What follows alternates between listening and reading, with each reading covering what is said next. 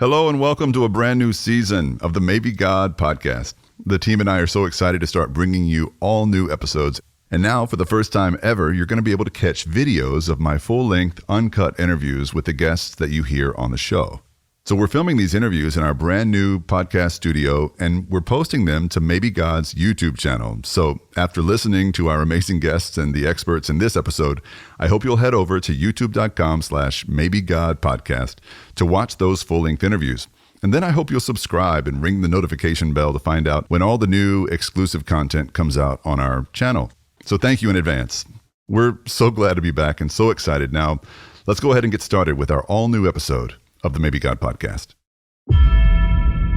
On this episode of Maybe God, Russell Dixon was well on his way to realizing his childhood dream of becoming a major league ball player for his hometown team, the Houston Astros. I just had the workout of my life. I threw like 92 from the outfield, and then they give you like 20 swings, and I hit like probably 8 balls out, and like 3 of them were in the upper deck, and they were like, okay, we'll take you. But the pressure of being a professional athlete led to an addiction that nearly cost him his life. I thought, I'm prescribed to this. I was never like going and snorting coke or smoking weed or anything like that, because those were like... You get this at the pharmacy. Right, exactly. It was kind of like my white collar drug. Also, one of the world's leading experts on the neuroscience of addiction breaks down exactly what's happening inside the brains of 40 million Americans who are dealing with some form of unhealthy compulsion. If we wait long enough between ingesting intoxicants, our body recovers and, we go back to baseline. But if we don't wait, and we don't have to wait now because TikTok is infinite, then what happens is over time, we eventually end up in this chronic dopamine deficit state, which is the addicted brain. We're essentially titillating ourselves to death. I'm indifferent. I'm believing God to the existence of God is not judging them. I don't have proof. I don't know how to pray. They're judging themselves. Where is God in all of this? This is my home. God exists. What does it say about God that he created the orgasm? I don't pledge allegiance to anything. I don't pray. Only to God. If there was a God. And I thought... I just have this understanding that life is hard. He could never love me after this. God is still good. You're listening to Maybe God. I'm Eric Huffman. Most of us like to think of drug addiction as something far away and foreign. We all know drug addicts exist. We like to think that they're living in our cities, just not in our neighborhood, or under our bridges, but not under our roofs. That they're part of our culture, but not part of our churches. We convince ourselves that they are not us. But the numbers tell a different story. 40 million Americans admit to struggling with addictions to drugs and alcohol. That's over 15% of the adult population in our country. And those are just the people who admit their struggle. No doubt there are countless other addicts who suffer in silence. Drug overdoses are the #1 cause of accidental death in the United States. In 2021, over 107,000 Americans died from overdose, the highest number of drug fatalities ever recorded in a single year. Overdoses kill more people in this country every year than guns, car accidents, and breast cancer combined. And experts estimate that only about 1 in 10 addicts who need help will ever seek treatment and recover. And in recent years, things have only gotten worse. As COVID-19 brought the world to a halt, 42 out of 50 states saw increases in overdose deaths, and some communities have reported 30 to 40% spikes in overdose-related 911 calls since 2020. As much as we'd like to believe that drug abuse is someone else's problem, our first guest is a living reminder that we can't keep lying to ourselves. An all-American kid who excelled in life and in America's pastime, he always strived to keep it between the lines. When he was growing up, no one who knew him could have guessed that he'd grow up to struggle with a life-threatening drug addiction. I've got the real honor of being joined in studio by Russell Dixon, who is a former minor league baseball player, drafted by the Houston Astros, my favorite team. Your favorite team? It's still my favorite team. That's good. Well, Russell, thanks for being here. It's an honor to be here. Russell was born and raised here in Houston. His father is one of the pastors at Second Baptist Church, just a few miles from Maybe God's new studio, where he has served for almost 30 years. Second Baptist is one of the largest churches in the country with over 83,000 members. So think of Six Flags, and think of church all meeting, aka Six Flags Over Jesus, is what some people affectionately call it. It's got a big school attached to it. Big school, and that's where I went all growing up. And so I was definitely immersed in the bubble, is another way of describing it. Why do they call it a bubble? What are you bubbled in from? In some ways, you're bubbled in from some of the things that the world throws your way. It was all I knew. I mean, it was kind of the world I lived in, and had friendships that I've known for my entire life. Like my 3 best friends, we've been friends since we were in pre-K. I mean, on top of that, in that bubble, you lived in the bubble inside a bubble, being a preacher's kid. That's right. Was that a typical preacher's kid experience where like you're lifted up on a pedestal and you're not supposed to like get in trouble like other kids do? Did you feel that pressure? Definitely, especially because my dad's role at the church has kind of also been the disciplinarian, if you will. Yeah, like my dad's the guy that like, don't get in trouble or Mr. Dixon's going to find out. Would you call him an intimidating or imposing person? Just because of his size. I mean, he's 6'4", about 240.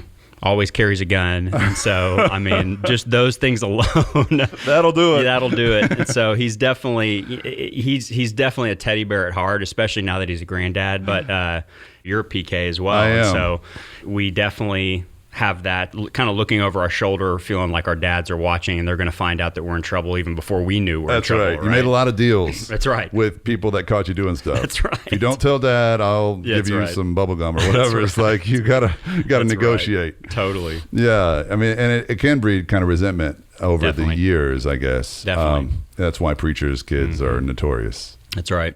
Despite his father's position at church and his admittedly sheltered upbringing inside the Christian bubble in Houston, Texas, Russell says his parents gave him and his 3 sisters some freedom to choose how involved that they became at church. His mom and dad cared more about encouraging their kids to love God than they cared about forcing their kids to act religious. Really, one of the biggest things I learned from my dad is how to live out your faith. He was never one that was doing a whole lot of the preaching, but he was always the one doing the serving. When the bottom of people's life has fallen out over the years, he's been the first person that they've called. Is that right? So I think I've learned a lot from that on that side, the shepherd side of ministry. Yeah. I learned a lot watching him do that. So, So did their strategy, their parental strategy, work on you when you were young? Like, did you stay out of trouble? For the most part. I mean, I don't know if that's because I'm a first child rule follower in some ways. And I think as I look back, I mean, I say I gave my life to Jesus when I was 8 years old, and I believe I knew intellectually what salvation meant. And I believe that there was a level of heart transformation there, although when you're 8, it's not like you're living way off in the world. But I think I knew the gospel and really strived to live it out through high school. And so I think that they really did a good job of setting that example of what it meant to really know and love Jesus through how you live. Russell loved 2 things as a kid, Jesus and baseball. My mom says that when I was probably 3 years old, she just was flipping a little soft ball in our living room, and I just couldn't get enough of swinging the bat all day, every day. And so that was really all I ever dreamed of being was a big league ball player. And so from a young age, I just kind of fell in love with it. By the time Russell was a freshman in high school, he was already starting for the varsity squad at Second Baptist. My sophomore year is when I took a big jump physically, took a big jump developmentally, and that's where I kind of started to emerge as, okay, I'm not just a good player, but also someone who could be a Division I type player. As you got better at baseball and you started to really carve out a sort of an identity with baseball, well, how did that affect your character? Like, did it change you at all? Yeah, I don't think I realized it in the moment.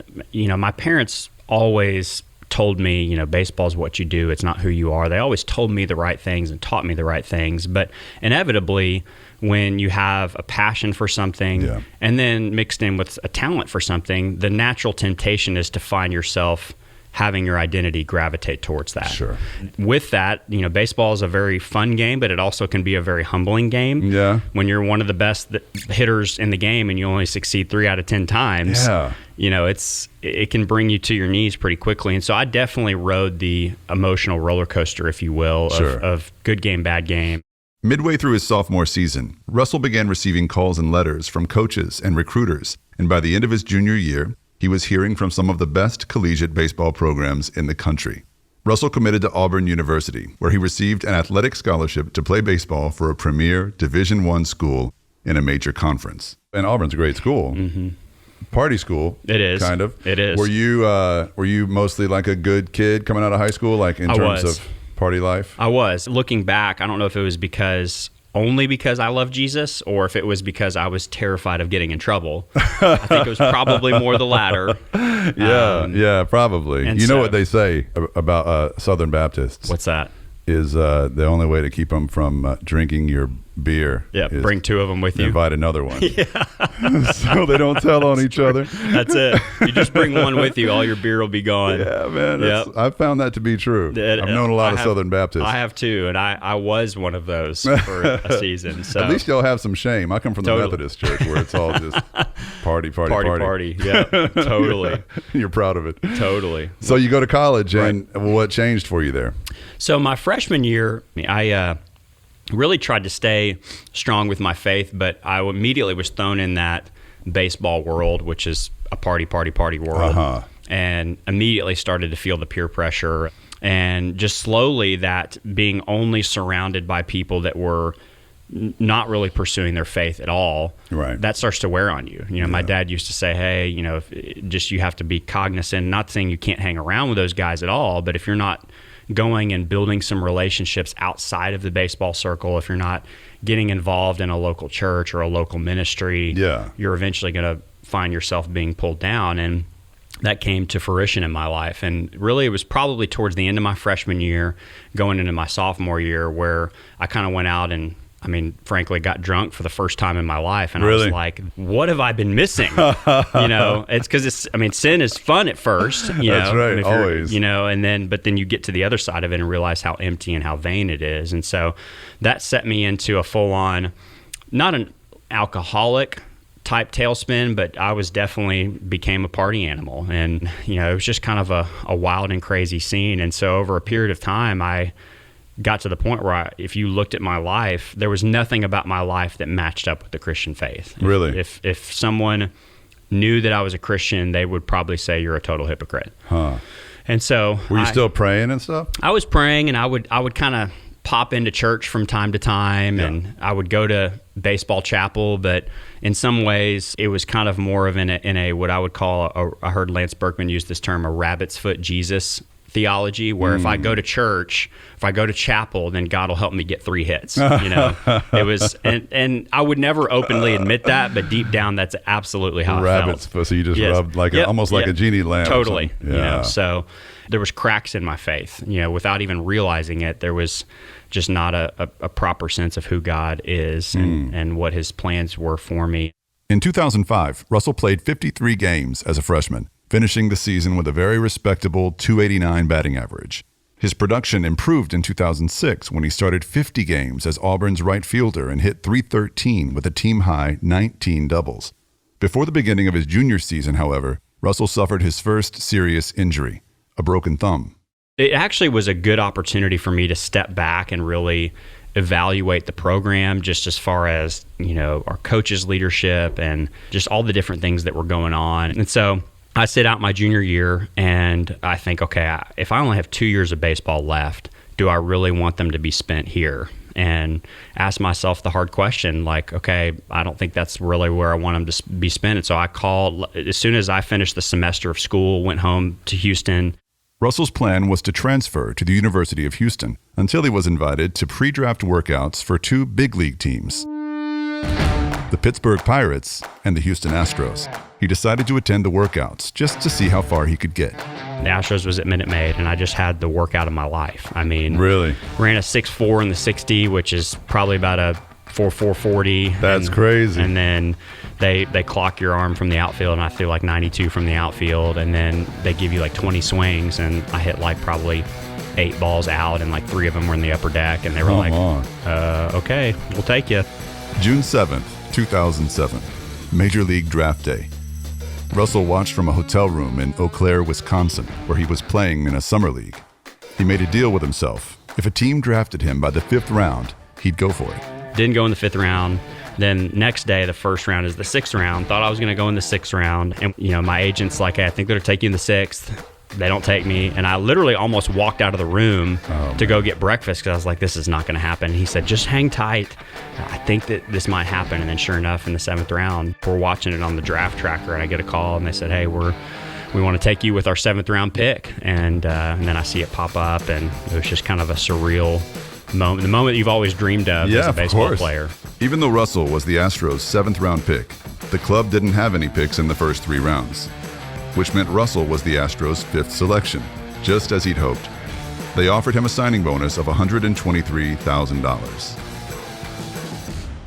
And so I sign, I get to go to Minute Maid, and they give you a jersey, which, because they took me in the 7th round, they gave me a jersey with number 7 on it, which That's Biggio's exactly. Number. And I have pictures of me and Biggio when I'm like 8 years old. He's still playing at the time. What? I'm literally like Wayne's World. I'm like, we're not worthy. We're not worthy. Wow. You know, I literally went up to him and showed him the picture. He's like, wow, you're making me feel old. And I was like, I just want you to know that they gave me this, and I don't feel right wearing this, but I'm just going to wear it for today. And so at that point, you're thinking you're going to be just like a major league ball player. Like, you're set. Right. And I thought I was going to, try to use that as my platform to be a light for Jesus. And so you'd come full circle with faith at that point? I had, and I really feel like in pro ball, and again, I don't know, I wish I could tell you I was fully confident it was solely because I wanted to be fully devoted to following Jesus, but there was this other element of not wanting to jeopardize my career. And so I in pro ball, I really feel like I tried to walk that line of being in the world and not of it. I still would go out with the guys, and I would still casually drink, but it was not to the craziness level that it was in college. Russell's first assignment as an Astro was playing for the Tri-City Valley Cats in Troy, New York. Although it wasn't the majors, he did get a taste of the big league experience, including having his picture taken by Topps for his first ever baseball card. Russell expected to move quickly through the minor leagues on his way to play in Houston, and he had a strong debut season, after which he was promoted to the Astros' High A team in Lexington, where he played his 2nd full season of pro baseball. But Russell struggled mightily in Lexington, where he hit just .237 and struck out 120 times in 118 games. His production continued to plummet in the beginning of his 3rd season, so the Astros sent Russell back to the low A team in Troy. It was, immense pressure. And a lot of it was what I put on myself. Being a Houston kid, I always kind of dreamed of being the future face of the franchise and that kind of stuff. And there was even some conversations in the front office just because I grew up here. Yeah. Like, we could see him being kind of our next, golden boy kind of thing. And so I put a lot of pressure on myself. But, it was almost the more pressure I put on myself, the worse I did. Russell lasted just 3 years in the Astros organization. He was released during spring training of 2010, after which he spent a year playing in independent leagues in the hopes of catching on with another big league club. During that year, Russell made just $1,200 a month and lived with host families that were arranged by his team. It seemed like every door that opened immediately shut. And so I guess flash forward to May of 2011, I finally realized it's time to hang it up. I had signed with an indie team in Roswell, New Mexico. Ooh. Weird place, really weird place. And granted, the downward spiral, I think, was starting for me. Yeah. I was starting to run back to alcohol and Were all you? that. Yeah, just, it wasn't quite coping, and it wasn't quite to the full-blown alcoholic level yet, but it was definitely heading in that direction. And Did you know it? I felt it. I remember thinking and being around the wild baseball guys, and like they're all passed out and I'm still boozing, and I'm like, this isn't normal. Yeah. These are the wildest guys of the bunch, and I'm running laps around them and like taking pride in it. And so I felt like, okay, enough's enough. One day, after another unspectacular practice in Roswell, New Mexico, Russell decided it was time to retire. Since he'd always imagined himself becoming a baseball coach, he accepted a coaching job at Hardin-Simmons University in Abilene, Texas, in the fall of 2011. He was 26 years old. And it ended up just throwing fuel on the fire. What do you mean? Just the pending addiction and alcoholism. I'm a single guy. I'm frustrated about my baseball career being over, and I'm in Abilene, Texas. And it's not exactly a thriving metropolis with great single Christian groups. So, and I was in this weird place of like not being one of the college players. And so I've got to keep a little bit of a distance from those guys because I'm their coach, but also I'm not going home to a family every night. Right. And obviously it was ultimately because I was choosing to turn to an empty vessel why I was heading down this way. What do you mean? Just alcohol, and then I was prescribed to Adderall when I played, and so why? ADD, ADHD, and so some of our coaches noticed some ADD tendencies in the outfield. I would kind of space out. It wasn't so much at the plate, but I would kind of space cadet and not be paying attention, and so they suggested that I go talk to a doctor, and I had never taken it growing up. My mom just kind of always stayed on me and wore me out about school stuff in a good way. Yeah. So wait, I thought Adderall was considered a performance-enhancing drug. It can be if you're not prescribed to it, and been approved. So Major League Baseball around that time started instituting what they call a TUE, which is a therapeutic use exemption. Okay. And so if you go to a doctor and go through the whole process, then you have it. I had a TUE, and then because when I was in pro ball, I generally took it as prescribed. I mean, occasionally I would take like a little half of one more if I felt like I needed a little more. Okay. It just helps you focus. It gives you energy. And again, I was not abusing it at that point. But then when I'm done playing and I'm applying for college coaching jobs, it's 3:30, and I'm like, I can have a beer. It's not a big deal. You know, it's 5 o'clock somewhere. Right. And then that turns into what I would do is I'd have to take more Adderall to come down off of the vicious booze cycle. And then I eventually read and hear somewhere that if you pop an Adderall before you go out, then you can drink all night. And so I started doing that. I mean, it counteracts the alcohol? Yeah, it's because it's the chemical breakdown is it's an amphetamine. Yeah. So it's basically like you're taking prescribed meth. And so just in tiny doses, theoretically. Right. And so, but then, you know, what I'm prescribed to do is to take one twice a day. And I'm taking like 4 first thing in the morning. And then 4? Yeah, I mean, pretty quickly.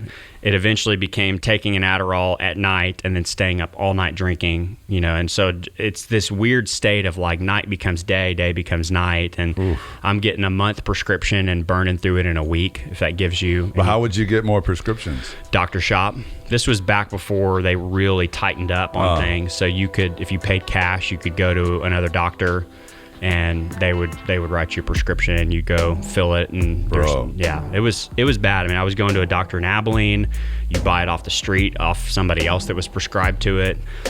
And so it never trickled outside of that, but I think that was the dangerous place for me because that's how I justified it. Yeah. You know, I thought I'm prescribed to this. I was never like going and snorting coke or smoking weed or anything like that, because those were like... You get this at the pharmacy. Right, exactly.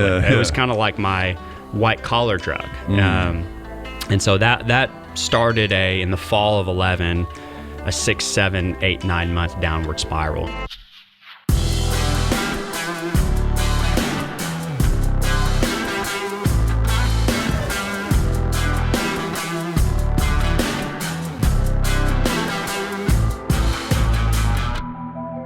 Such a classic pattern. I mean, I hate to say it, but even sports has become drugified, not just for the athletes, but for spectators too.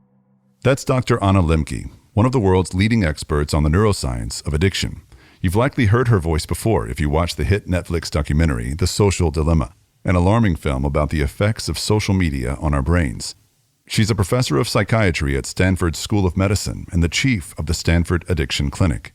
There's enormous pressure and monetization of athletes such that whatever their original joy in the sport was, it often gets leached of that experience. And then it's all about their reputation and their social media profile and, you know, how much money they're making and whether they got recruited for collegiate athletes. And then if there's some sort of wrench in the works, like, you know, they don't make it to the pinnacle that they thought, or worse yet, they do, and they get that big trophy, and then they have to experience the kind of letdown of sort of, well, what now? Addiction, you know, is looped into all of that, even before you add in, you know, drugs, right? Yeah. Like that whole cycle and the way that people's whole definition of self and identity becomes part of that. And not just for themselves, I would say spectators too. I mean, it is really remarkable to see how like social media and quantification and leaderboards and rankings and stats have taken that thing that I think most of us could manage and moderate and turned it into something that can just completely overwhelm our lives. Dr. Lembke is the author of the instant New York Times bestseller, Dopamine Nation, Finding Balance in the Age of Indulgence, a book that explores the intersection of pleasure and pain in the brain and helps explain addictive behaviors. As a pastor, I've always been concerned about people who struggle with more mainstream addictions like drugs and alcohol, or even addictions relating to food and sex. But in recent years, I've been overwhelmed by the number of people whose lives are being torn apart by newer addictions that seem to be flying under the radar in our culture. Addictions that don't require any dealers, but instead are supplied by the phones in our own pockets and purses. That's what really got my attention about Dr. Lembke. Much of her most recent research and writing has raised red flags about the reality that we're enabling an entire generation of dopamine junkies whose brains react to notifications, likes, and comments on social media much like a heroin addict's brain responds to an 8-ball. Ironically, when Dr. Lembke began her career in psychiatry, she did everything she could to avoid patients who were struggling with addictions. It was mainly because I had learned very little in medical school about how to screen or intervene for substance use disorders. I didn't really learn very much in my psychiatry residency either, so that when I started in clinical practice in the early 2000s, I said to the intake coordinators here at Stanford, I said, well, I'll see any kind of patient, just not patients with drug and alcohol problems. I mean, I'm embarrassed to admit that now, but that was not atypical, even for psychiatrists, because we really did have this notion that addiction was not a disease, that it was not a medical problem, that it was some kind of social problem, and that patients had to go to Betty Ford Clinic and get it taken care of, and then come back and see us about their anxiety, depression, etc., which looking back is completely absurd. It would be like sending a manic bipolar patient away to deal with their mania before coming back to get treatment for their bipolar disorder. Yeah. Why were we ever treating addiction like a social problem or a character flaw rather than a disease? Well, there's a long history to that. So for most of the last 2,000 years, the problem of addiction came under the purview of religious organizations. So, churches, mosques, temples. These were the organizations that essentially helped that particular vulnerable population. And then in the early 1900s, with the increasing secularization of our society and also the increasing medicalization of social problems, it came more under the purview of the House of Medicine. But even then, it was marginalized, despite the efforts of physicians, beginning with Benjamin Rush in the 1800s, arguing for addiction to be categorized as a medical disease, a brain disease, and to be treated as such. But it's really taken about 200 years for the medical community to finally embrace this idea. And the tipping point was the opioid epidemic. The medical community had to own their part and their responsibility in that problem, and at the same time then also try to be part of the solution. Dr. Lembke was one of the first in the medical community to sound the alarm about the opioid epidemic, and more specifically about physicians overprescribing opioids. In 2016, she published her best-selling book on the prescription drug epidemic, Drug Dealer MD, How Doctors Were Duped, Patients Got Hooked, and Why It's So Hard to Stop. She paid a price professionally for calling out her peers. Reading it now, it seems as if it's all sort of self-evident, but at the time that it came out, it was a pretty contrarian message, and I got a lot of pushback. But I guess I've been able to endure it just because I'm so deeply convinced that the way that we are prescribing psychotropics and opioids has been largely harmful to patients, and that we really need to take a hard look at it. That's not to say that opioids and psychotropics have no utility. That's not my message at all, and never has been. Sure. I'm very grateful for all of those tools. Yeah. But we have certainly engaged in over-prescribing to the detriment, not just of patients, but also any teenager who has access to a medicine cabinet. And when you talk about these drugs being prescribed, what are the names that we would that our listeners would recognize? So opioids includes things like oxycodone, OxyContin, Percocet, Vicodin, prescription fentanyl, morphine. In terms of psychotropics, 1 in 4 American adults takes a psychiatric medication, either an antidepressant, anxiolytic, Some of the most common classes of medications prescribed are the benzodiazepines, things like Xanax, Valium, Ativan. These are highly addictive medications that work short-term but have no reliable evidence to support long-term use. Yeah. Stimulants also, Adderall, methylphenidate. When you compare children with attention deficit disorder who receive stimulants versus or with those who don't, what you find is that if you follow them prospectively and assess their school function, that there's no difference in elementary, junior high, and high school levels. Dr. Lembke admits that there's a silver lining to the opioid crisis. Over the past 20 years, she's seen a huge improvement in the education of physicians and other healthcare providers around the problem of addiction. But there's still very little infrastructure set up to treat addiction in the medical establishment. For example, most residential treatment programs, both for-profit and nonprofit, operate outside of mainstream medicine. We still don't have enough healthcare providers who are trained and educated and incentivized to treat addiction. It's getting better, but we have a long way to go when you look at the number of healthcare providers who have these skills and the prevalence of this problem, on a national scale. Yeah.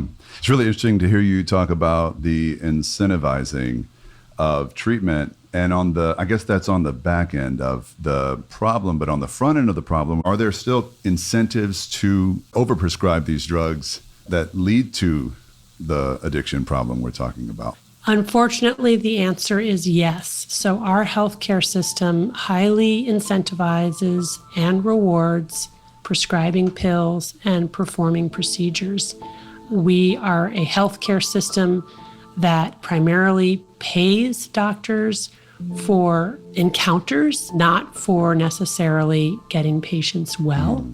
There are efforts to reform that, but capitalism and medicine are merged, and the kind of slow medicine that takes time, that requires educating our patients, that involves non-pharmacologic interventions that must be repeated as behaviors over many months to years. Number one, it's hard to get patients to do those things because they're very effortful. And number two, we don't pay healthcare providers for those types of things, whether it's psychotherapy, physical therapy, mind-body work, you name it, all the types of sort of slow medicine that ultimately we know works best for chronic mental health disorders.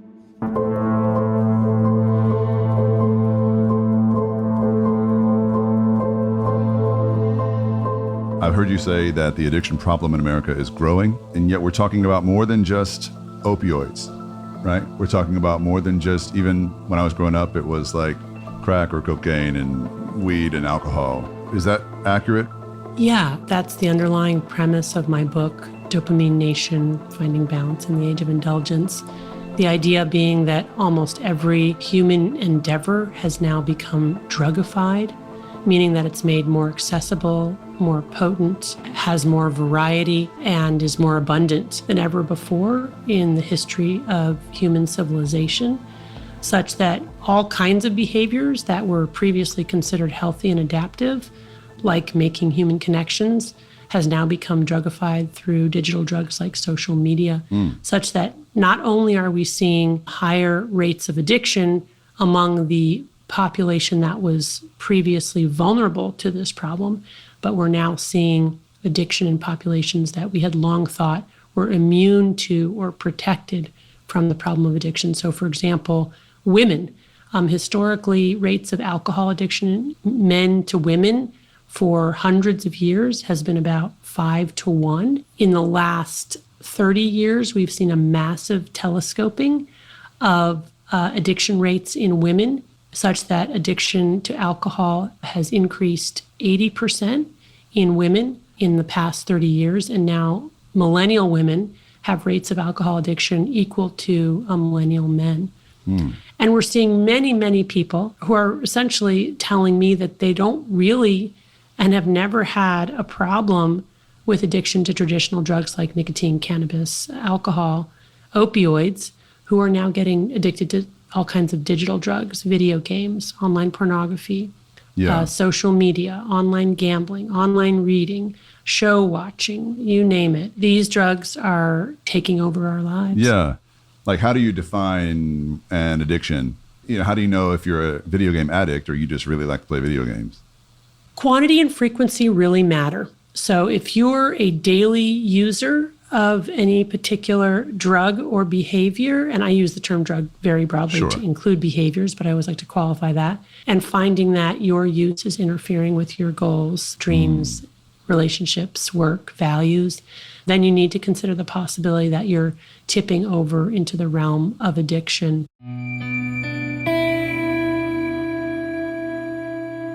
Addiction is defined broadly as the continued compulsive use of a substance or behavior despite harm to self and or others. Addiction is an interesting disease because its intersection with culture and society and normative behaviors is very strong. So for example, in our culture, we value workaholism, and we don't really identify that as an addiction. We've got legal drugs like nicotine and alcohol. We've got illegal drugs, which are in fact no more harmful necessarily to a given individual than nicotine and alcohol, and yet they're not legal. So we've got all these kinds of conundrums and hypocrisies and these changes through time. But I think the key message here is that we have more access to traditional drugs and new drugs that never existed before in an unprecedented way in human history, such that we're all become more vulnerable to this problem of compulsive overconsumption. This is where I think the conversation about addiction gets really interesting as we look at the science behind our habits and our addictions. In her latest book, Dopamine Nation, Dr. Lembke explains how human beings are programmed to approach pleasure and to avoid pain. It's an instinct that dates back thousands of years to a time when people needed to actively seek food and clothing and shelter every day. Their only alternative was to risk death.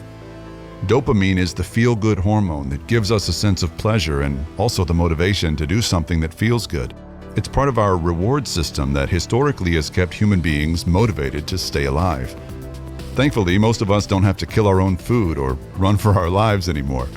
And yet we don't seem to be getting any happier. So I asked Dr. Lembke why it is that the more comfortable we get as a society, the more addicted and unhappy we become. So our reward circuitry was evolved for a world of scarcity and ever-present danger. And essentially, it was evolved for having to pay for our dopamine up front, which is another way of saying working for our dopamine, walking tens of kilometers to find food, clothing, shelter, a mate. And it's beautifully engineered for that kind of thing. And it's also what's made us strivers, right? We're never satisfied with what we have. As soon as we get it, we feel the come down and we want more. So, in that kind of environment, an environment of scarcity, people with the addiction gene would be some of the most adaptive, successful, valuable people in a tribe because they're the ones who won't give up, right? Everybody else is sort of like, I've had it, that's enough. And they're like, no, let's keep going just a little bit further. It's right around the next corner. But, in this world where we have all of our survival needs met and way above and beyond, where at the touch of a fingertip, without any work at all, we don't even have to get up off the couch and our reward comes to us. And the result is that we're more miserable than ever. This hedonism or this relentless pursuit of pleasure ultimately leads to what we call anhedonia, which is the inability to experience pleasure in anything that we do. So the reason to start what becomes an addiction is because it feels good. And ironically enough, what initially felt good or relief from pain or some elation or high, eventually by the time it becomes a problem, isn't feeling good anymore. Like it doesn't make you feel the same way anymore. How do you explain that neurologically? All intoxicants mimic a chemical that we already make. And we make that chemical in our brains, whether it's our endogenous opioids or endogenous cannabinoids, all of which work on dopamine as the final common pathway. We make those chemicals as a healing mechanism in response to a painful injury, and also as a signal for approach or avoid. But what happens is that these same chemicals that our bodies naturally make as signals to us, they're also made in nature. For example, opioids are made in the poppy plant. Cannabis is made in the cannabis plant. And we now have been able to engineer these exogenous or external mimics into these highly potent forms such that when we ingest them, we get this explosion of dopamine far exceeding what our brains have evolved to tolerate. And the result is this incredible come down where we go sudden increase in dopamine followed by dopamine free fall, not just to baseline firing levels, but actually below baseline levels before going back to baseline. But the bottom line is that for every intoxicant that we ingest, and I include here TikTok, Netflix shows, YouTube, you name it, League of Legends. For every intoxicant that we ingest, we will have to pay a price, right? It's the equalizing force of the universe. And that price is a come down.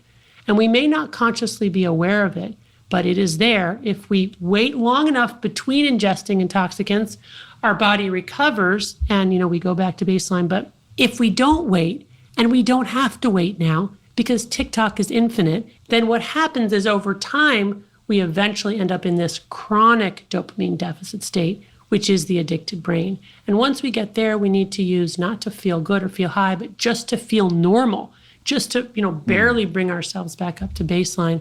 And when we're not using, we're in this subthreshold state of withdrawal. Goodness gracious. I mean, I've experienced that myself, and I think I've seen others experiencing it too, where, you're not using to get high. You're just using to survive or get back to your old self, your normal. That's right. And that's a really sad place to be. Yeah, it is. And it happens insidiously, and it happens without our really even realizing it's happened. Our brains are such powerful storytelling machines that we will look around us and find a million reasons why we feel crappy that's not related to our drug. Right? Because we don't want to give that up. That's right. Dr. Lembke, what would you say is wrong with us? This problem still doesn't make sense to me, that addiction is so rapidly on the rise in our culture when we are more fortunate than anyone has ever been. And it would seem like we would get our act together more, but we're more of a mess in this way. Are we all chasing after a holy grail that doesn't exist? Well, before I answer that specific question, I really want to emphasize that I really don't see this problem as something wrong with us. I see it as a mismatch between how our brains have evolved and the world we live in now. Because I think there's some danger in locating the problem in our brains as if we have something defective with the brain. Sure. The brain is actually working just the way it was meant to. We are instinctively and deeply wired to approach pleasure and avoid pain. And we do that iteratively through every second of our day, which again works great if you are living in a subsistence environment where just to survive, you better be relentlessly thinking about where you're going to get your next bite to eat. But is a complete and colossal disaster in a world where we have everything. So if we're then thinking more to your question on the meta level, well, then what happened? How did we get here? I mean, this is really the dark side of capitalism, right? Capitalism is a wonderful system to incentivize, the maximizing of human potential, consumption, initiative, but we have reached now this tipping point where we're essentially titillating ourselves to death, right? We're consumption machines. We don't really know how to live unless we are consuming, and consumption is everywhere. If you've been listening to this podcast for a while, you know that we like to end our episodes on a positive note by giving you something uplifting, some reason to hope. But for this episode, we thought we'd try something a little bit different. One thing that's becoming painfully apparent is that in 2022, all of us are junkies of some kind. We're strung out on steady streams of dopamine. For years now, most of us have filled every uncomfortable space and every awkward silence with another look at our devices in search of an escape. And if we're ever going to overcome this addiction, it will be by learning to dwell in the tension of silence and discomfort without needing to escape it. On the other side of that discomfort, there is hope for us all. But I don't think we'll ever get to the future God wants for us by escaping the present moment we're in. Now, a week from now, we're going to drop part 2 of this episode, and you'll hear the rest of Russell's story about how he hit rock bottom. Most doctors said I should have gone into cardiac arrest. I didn't sleep a wink. By this point, I'm incoherent, and I was the epitome of strung out. and the unexpected path that he took toward healing. We're also going to hear more from Dr. Lembke about how to overcome our most persistent and dangerous addictions. And just a little hint, this is one of those beautiful intersections between science and faith that we get so excited about. Now, I know you're going to be encouraged by part 2, but for now, what I'd like to do is invite you to join me and the rest of the Maybe God community as we learn to lean into the discomfort of the moment. Let's all spend the next week honestly reflecting about the escapes and addictions that we've been struggling with, so that as we listen to part 2 together, our hearts and our minds will be more prepared to pursue the changes that we all know we need to make. As always, thanks for listening to Maybe God. This episode of Maybe God was produced by Julie Murley-Coultois, Andrea Gentle, and Eric and Giovanna Huffman. Our talented editors are Brittany Holland, Shannon Steffen, and Justin Mayer.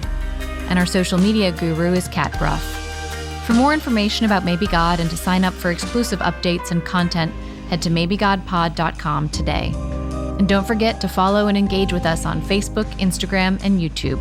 Thanks for listening, everyone.